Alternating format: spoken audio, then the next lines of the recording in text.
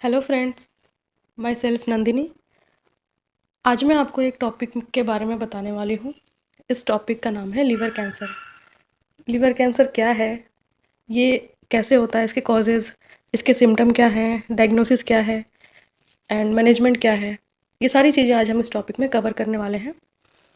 तो हम शुरू करते हैं अपना topic liver cancer. Liver cancer का और भी नाम है, जैसे लीवर कैंसर को हिपैटिक कैंसर भी बोलते हैं, हिपैटोसेलुलर कैंसर भी कहते हैं। ये जो हिपेटोसेलुलर कैंसर है, ये 2 टाइप से हो सकते हैं। हिपैटिक कैंसर या लिवर कैंसर जो है वो 2 टाइप के हो सकते हैं, benign tumour and malignant tumour. तो हम जानते हैं कि बेनाइन ट्यूमर और मैलिग्नेंट ट्यूमर क्या होता है। बेनाइन ट्यूमर ये है जैसे कि अपना कोई भी कैंसर जो कैप्सुलेटेड होता है उसे हम बेनाइन ट्यूमर बोलते हैं। Benign tumour is capsulated and malignant tumour is not capsulated. Malignant tumour जो है उसमें कोई भी ट्यूमर के आसपास कोई कैप्सूल प्रेजेंट नहीं होता, जिसके वजह से इसकी ग्रोथ बहुत ही फास्ट होती है, इसके मेटास्टेसिस बहुत फास्ट होते हैं और ये अगर पर्सन को हो जाए तो ये बहुत डेंजरस होता है। ये पेशेंट को बहुत जल्दी मतलब ऐसा कि डेथ कॉज कर सकता है। बट ये अपना जो बेनाइन ट्यूमर होता है ये कैप्सुलेटेड होता है, इसकी ग्रोथ उतनी ज़्यादा फास्ट नहीं होती है और ये इतना डेंजरस भी नहीं है कंपेरिजन टू मैलिग्नेंट ट्यूमर। तो अब हम जानते हैं ये हिपेटोसेलुलर कैंसर, ये मोस्ट टाइप ऑफ कैंसर है, प्राइमरी लीवर कैंसर। ये 75% कॉज कर सकता है हिपेटोसेलुलर कैंसर किसी भी पर्सन में। हिपेटोसेलुलर कैंसर के कॉजेज़ क्या क्या हैं, कैसे होता है ये हिपेटोसेलुलर कैंसर? इसके कॉजेज़ में हम सबसे पहले पढ़ते हैं लीवर किरोसिस। लीवर किरोसिस क्या है, जिसमें हमारा लीवर हार्ड हो जाता है, इसमें हार्डनेस फील होता है या लीवर के किसी एक पार्ट में या पूरे लीवर के पार्ट में, उसे हम बोलते हैं liver cirrhosis. And second causes है इसका chronic infection with HBV and HCV, hepatitis B virus and hepatitis C virus. अगर किसी पर्सन को बहुत लंबे समय से क्रॉनिक इन्फेक्शन है, अगर उसको हेपेटाइटिस बी वायरस या हेपेटाइटिस सी वायरस से, तो ये भी लीवर कैंसर होने के चांसेस होते हैं। एंड हमारा थर्ड जो कॉजेज़ है वो है exposure to certain chemical toxin. इसमें क्या है कि अगर कोई पेशेंट बहुत लंबे समय से कोई टॉक्सिक एजेंट ले रहा है, जैसे कोई केमिकल या कोई ड्रग ले रहा है, और हमारा लीवर अगर उस केमिकल या उस ड्रग के बार बार अगर एक्सपोजर में आ रहा है, तो ये भी कॉज कर सकता है लीवर कैंसर। एंड हमारा चौथा कॉजेज़ है chronic liver disease. Chronic liver disease में भी जैसा मैंने बताया कि अपना कोई भी लीवर से ऐसा लीवर से रिलेटेड कोई भी डिजीज़ है जो बहुत लंबे समय से पेशेंट सफ़र कर रहा है, तो ये भी एक लीवर कैंसर कॉज करने का रीज़न हो सकता है।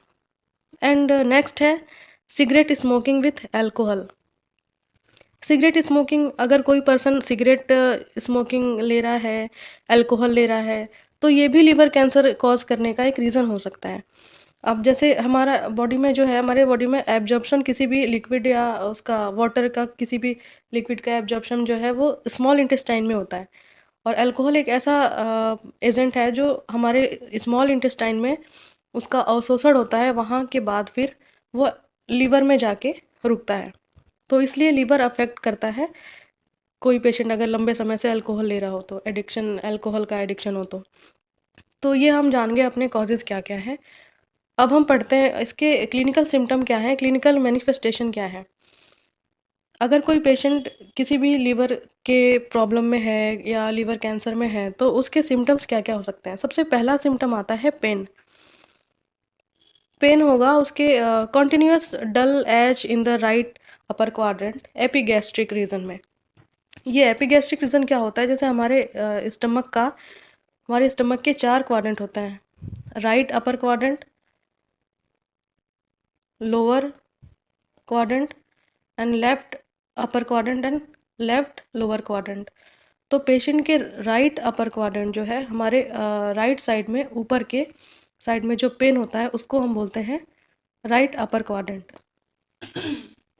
राइट अपर क्वाड्रेंट में पेशेंट को हमेशा डल पेन महसूस होगा, और वो उसके कभी कभी बैक पेन में भी दर्द महसूस हो सकता है। तो ये एक सिम्टम होता है लिवर के किसी भी प्रॉब्लम से अगर पेशेंट सफ़र कर रहा है तो। ज़रूरी नहीं है कि वो लिवर कैंसर में ही उसको अपर क्वाड्रेंट में पेन होगा, ये लिवर के किसी भी डिज़ीज़ में हो सकता है। एंड हमारा सेकंड सिम्पटम ये होता है वेट लॉस।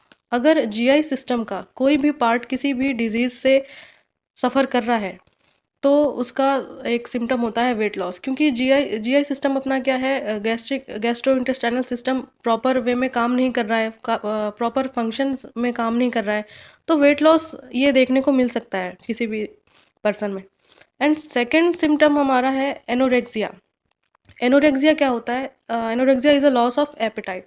इसमें पेशेंट को भूख नहीं लगती, उसका खाने का मन नहीं होता है, तो इसे हम एनोरेक्सिया कहते हैं। तो ये भी कॉमन सिम्पटम है, अगर पेशेंट का जीआई सिस्टम अफेक्टेड है, लीवर अफेक्टेड है, तो उसे खाने का इच्छा नहीं होगा। और हमारा नेक्स्ट सिम्पटम है एनीमिया। एनीमिया ऐसे हो सकता है जैसे कि लीवर जो है वो हमारे ब्लड को प्योरीफिकेशन करने में एंड ब्लड बनाने में काफ़ी रोल निभाता है, तो इसलिए अगर लीवर काम नहीं कर रहा है, लीवर अपना फंक्शन नहीं कर रहा है, तो एनीमिया भी देखने को मिल सकता है। एनीमिया जैसे उसका हीमोग्लोबिन कम होगा, या उसका नेल जो है वो येलो होगा, स्किन येलो होगी, आइज़ स्क्लेरा पार्ट जो है वो येलो होगा, तो एनीमिया ये शो करता है। और एंड हमारा नेक्स्ट जो सिम्टम है वो है लिवर में be enlarge and irregular shape. अगर हम किसी पेशेंट को अगर लीवर से कोई प्रॉब्लम है, अगर उसे हम पाल्पेट करें, तो हमें महसूस होगा कि लीवर इनलार्ज है या इरेगुलर शेप में है। तो ये भी एक सिम्टम हो सकता है लिवर कैंसर का। एंड जॉइंडिस में पेशेंट जॉइंडिस अफेक्टेड करेगा लिवर हमारा, क्योंकि बिलीरुबिन लेवल को मेंटेन करता है हमारा लिवर, और अगर लिवर अपना बिलीरुबिन लेवल मेंटेन नहीं करेगा तो वो जॉइंडिस कॉज करेगा। एंड नेक्स्ट सिम्टम होता है असाइटिस। असाइटिस में क्या होता है कि हमारे एब्डोमेन के अंदर जितने फ्लूइड होते हैं, जो पेरिनियल कैविटी होती है, पेरिटोनियल कैविटी होती है, उसमें फ्लूइड का अक्यूमुलेशन हो जाता है, जमाव हो जाता है, और पेट बहुत फुला फुला सा ऐसे बड़ा बाहर दिखता है, तो वो किसी मोटापे या ओबेसिटी का वो सिम्टम नहीं है, वो असाइटिस बोलते हैं। पेरिटोनियल फ्लूइड में पेरिटोनियल कैविटी में फ्लूइड का जमाव हो जाता है। तो हमने जान लिया कि अब क्लिनिकल सिम्टम क्या क्या हैं अगर किसी पेशेंट को लीवर कैंसर है तो। अब हम आते हैं इसके डायग्नोसिस में और इसके एग्जामिनेशन में। अगर कोई पेशेंट आता है, उसे इतने सारे प्रॉब्लम्स हैं, anorexia, anaemia, jaundice and other ascites, तो ये हम कैसे इसको डायग्नोस कर पाएंगे कि पेशेंट को लीवर कैंसर है? सबसे पहले हम हिस्ट्री लेंगे एंड फिजिकल एग्जामिनेशन करेंगे। हम इसमें हिस्ट्री में हम पेशेंट से पूछेंगे आपको पेन है, नहीं है, कहाँ है, या आपको भूख लगती है, नहीं लगती है। ये चीज़ जो हमें पेशेंट बताएगा वो हम हिस्ट्री कलेक्ट करेंगे। फिजिकल एग्जामिनेशन में हम यानी कि मेडिकल स्टाफ या जो डायग्नोस कर रहा है वो चेक करेगा, उसका पालपेट करके, उसका आइज़ या नेल्स को चेक करके, इसमें फिजिकल एग्जामिनेशन में होगा ये चीज़। एंड इसमें कुछ ब्लड के थ्रू हम चेक करते हैं उसके लीवर में प्रॉब्लम है नहीं, जैसे कि उसके सीरम लेवल देख सकते हैं। अगर सीरम लेवल इंक्रीज़ है, बिलिरुबिन लेवल इंक्रीज़ है, एल्केलाइन फॉस्फेट ये सब अगर इंक्रीज़ है, फिर AST aspirate amino transferase, GGT gamma glutamyl transferase, अगर ये सारे हैं इंक्रीज़ उसके ब्लड ब्लड के वैल्यूज़ में, ब्लड लेवल में, तो ये पता चलता है कि पेशेंट को कोई लीवर की प्रॉब्लम है, पेशेंट का लीवर में फंक्शन जो है वो अच्छे से नहीं हो रहा, वर्क नहीं कर रहा। फिर हम अगर ट्यूमर के लिए जांच करना चाहें तो ट्यूमर मार्कर आता है, जिसमें alpha fetoprotein and carcinoembryonic antigen check करते हैं। ट्यूमर मार्कर में अल्फ़ा फीटोप्रोटीन का लेवल अगर बढ़ा हुआ है तो ये इंडिकेट करता है कि पेशेंट ट्यूमर से सफ़र कर रहा है, पेशेंट लीवर कैंसर से सफ़र कर रहा है। कार्सिनो एम्ब्रियोनिक एंटीजन, इसका लेवल देख सकते हैं। और उसके बाद हम एक्सरे एक्सरे करके पता कर सकते हैं, लिवर स्कैनिंग करके पता कर सकते हैं, सीटी स्कैन, अल्ट्रासाउंड, एमआरआई। ये सारे क्या हैं कि इसके रिजल्ट जो शो होंगे उससे पता लग सकता है कि पेशेंट को लीवर डिजीज़ है नहीं है। एंड हमारा कंफर्मेटरी टेस्ट होता है बायोप्सी। बायोप्सी एक ऐसा डायग्नोस है, ऐसा टेस्ट है जिसमें कि लीवर के किसी एक पार्ट को, जहाँ पे वो अफेक्टेड है, उसके एक पार्ट को हम, मतलब डॉक्टर या डायग्नोस जो कर रहा है वो लेता है और उसके टिश्यू की स्टडी करता है, उसकी जांच करता है। उससे पता चलता है कि ये नॉर्मल सेल है या मेटास्टेटिस सेल है या कैंसरस सेल है। अगर बायोप्सी में कैंसरस सेल का प्रेजेंस नज़र आता है तो इसका मतलब कि पेशेंट को लीवर कैंसर है, इसलिए इसे कंफर्मेटरी टेस्ट बोलते हैं। अब हम जानते हैं इसके मैनेजमेंट क्या है। हमने कॉजेस पढ़ लिया, सिम्टम पढ़ लिया, डायग्नोसिस पढ़ लिया। अब हम पढ़ते हैं मैनेजमेंट। मैनेजमेंट एक होता है रेडिएशन थेरेपी और एक होता है कीमोथेरेपी। रेडिएशन थेरेपी में ऐसा करते हैं कि एक जो ट्यूमर वाला पार्ट है जैसे कि लीवर, उस पर एक रेडिएशन देते हैं और कंटिन्यू उस रेडिएशन से जो लीवर की जो सेल हैं, टिश्यू हैं, वो एबनॉर्मल ग्रोथ करती हैं, बहुत ही ज़्यादा ग्रोथ करती हैं। जैसे अगर नॉर्मल सेल है जो हमारा एक दिन में 1 से 2, 2 से 3, 3 से 4 बढ़ रहा है, पर अगर ट्यूमर वाले सेल हैं, कैंसरस सेल हैं, तो वो 2 से 4, 4 से 8, 8 से 16 ऐसे ग्रोथ करते हैं, क्योंकि उनमें डीएनए बहुत तेज़ी से जनरेट होते हैं, डीएनए बहुत जल्दी जल्दी बनते हैं ट्यूमरस जो सेल होती है, कैंसरस सेल होती है, उसके अंदर। तो रेडिएशन थेरेपी क्या करता है, उस सेल को डिस्ट्रॉय करता है, उस डीएनए को डिस्ट्रॉय करता है, जिससे कि एक से ज़्यादा सेल्स का फॉर्मेशन नहीं हो पाता है। तो ये पूरा पूरा एक उसको ट्रीटमेंट नहीं करता, वो उसकी ग्रोथ को रोकता है, रेडिएशन थेरेपी। एंड कीमोथेरेपी में भी हम ये करते हैं कि रेडिएशन में हम रेडिएशन का यूज़ करते हैं और कीमोथेरेपी में हम ड्रग्स का यूज़ करते हैं।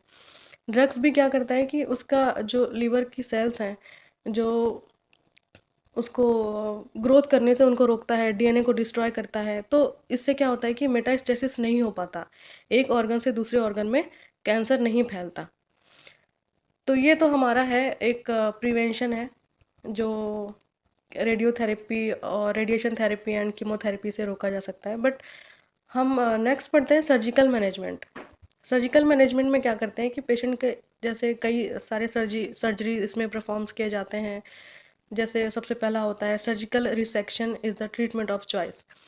सर्जिकल रिसेक्शन क्या होता है? सर्जिकल रिसेक्शन ऐसा है कि अपना जो लीवर है उसके किसी ऐसे पार्ट में जहाँ ट्यूमर हो रखा है, उसको डॉक्टर क्या करते हैं, कट करके उस पार्ट को अलग कर देते हैं।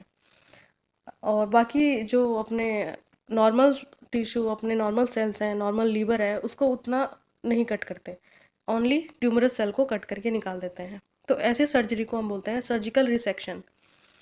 एंड सेकेंड सर्जरी परफॉर्म की जाती है लोबेक्टमी।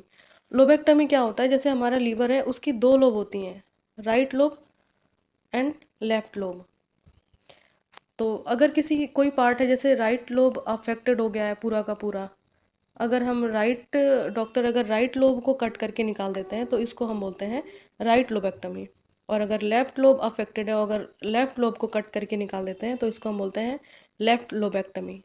तो जस्ट कि आप नाम से समझ सकते हैं कि अगर हम लोब को कट करके निकाले हैं तो लोबेक्टमी। फिर आता है हमारा लोकल एब्लेशन। ये एब्लेशन एक ऐसा वर्ड है, इस प्रोसेस में हम लीवर के उस पार्ट पर जहाँ पर ट्यूमर का फॉर्मेशन हुआ है, हाई फ्रिक्वेंटली रेडिएशन के थ्रू डैमेज कर देते हैं, और इसी प्रोसीजर को हम बोलते हैं लोकल एब्लेशन। तो आप समझ गए होंगे। अब हमारा सबसे लास्ट जो सर्जिकल मैनेजमेंट है, ये सबसे लास्ट इसलिए है, इसको बोलते हैं क्योंकि इसके बाद कोई सर्जरी परफॉर्म नहीं की जा सकती अगर पूरा हमारा लीवर अफेक्टेड है, ना कि केवल राइट लोब, लेफ्ट लोब, ना कि केवल एक किसी पार्ट में। तो उसमें पूरा अगर लीवर अफेक्टेड है तो उसमें हम करते हैं लीवर ट्रांसप्लांटेशन। लीवर ट्रांसप्लांटेशन में क्या होता है, इसमें पूरा लीवर को कट करके निकाल दिया जाता है और अदर पर्सन के लीवर को उस पर्सन के बॉडी में जोड़ दिया जाता है। पर ये भी जैसा कि हर हमारी क्या ह्यूमन बॉडी में सिर्फ एक ही लीवर प्रेजेंट होता है। अब ऐसा किडनी है कि किडनी दो है तो एक किडनी को हम निकाल के और किसी और को अगर डोनेट कर दें तो हमारा एक किडनी जो है उससे भी इंसान ज़िंदा रह सकता है। पर liver is a one organ our body, तो हम इसे कट करके नहीं निकाल सकते या डोनेट नहीं कर सकते। तो हम उस पर्सन से लीवर अपने मतलब किसी से लिया जा सकता है, जो जैसे कोई पर्सन है जिसका ब्रेन जो है वो डेथ कर चुका है, पेशेंट कोमा में है, पर उसके ऑल बॉडी फंक्शंस नॉर्मल हैं, लीवर, किडनी, सारी चीज़ें नॉर्मल है। तो ऐसे पर्सन्स की क्या है कि लाइफ नहीं होती, बस वो जिंदा रहते हैं। तो उनमें उनका लीवर जो है वो पेशेंट का एक दूसरे पेशेंट में ट्रांसफ़र किया जा सकता है। पर इसमें भी कॉम्प्लिकेशन ये होता है कि सबसे पहले तो ये लीवर ट्रांसप्लांटेशन बहुत ही कॉस्टली प्रोसेस है। और दूसरी चीज़ ये प्रोसेस में फेलियर रेट ज़्यादा होती है कम कंपेरिजन टू सक्सेस रेट। इसमें पेशेंट का अगर जैसे लीवर ट्रांसप्लांट हुआ है तो वो पेशेंट में लीवर फेल होने के चांसेस भी होते हैं।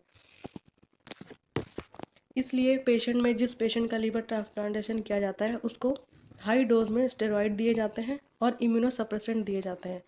इम्यूनोसप्रेसेंट ड्रग इसलिए दिए जाते हैं क्योंकि अपनी बॉडी की इम्यूनिटी है, वो अगर किसी अदर बॉडी का लीवर अदर पर्सन की बॉडी का लीवर जो है वो लगाया गया है तो हमारी इम्यूनिटी उसको रिजेक्ट कर देती है, उसको निकाल देती है शरीर से। तो इसलिए हम अपनी इम्यूनिटी को सप्रेस कर देते हैं, मतलब उस पेशेंट की इम्यूनिटी को सप्रेस करने के लिए इम्यूनोसप्रेसेंट ड्रग दिया जाता है जिससे कि लीवर सक्सेस हो पाए। तो इससे पेशेंट का लीवर वो उसकी इम्यूनिटी रिजेक्ट नहीं कर पाती और पेशेंट जो है वो लीवर ट्रांसप्लांटेशन सक्सेस भी हो जाता है। तो ये था हमारा पूरा टॉपिक कि लीवर कैंसर कैसे कॉज करता है, इसके सिम्टम्स क्या क्या थे, इसके डायग्नोसिस क्या क्या है, मैनेजमेंट क्या है एंड सर्जिकल मैनेजमेंट क्या है। Okay, thank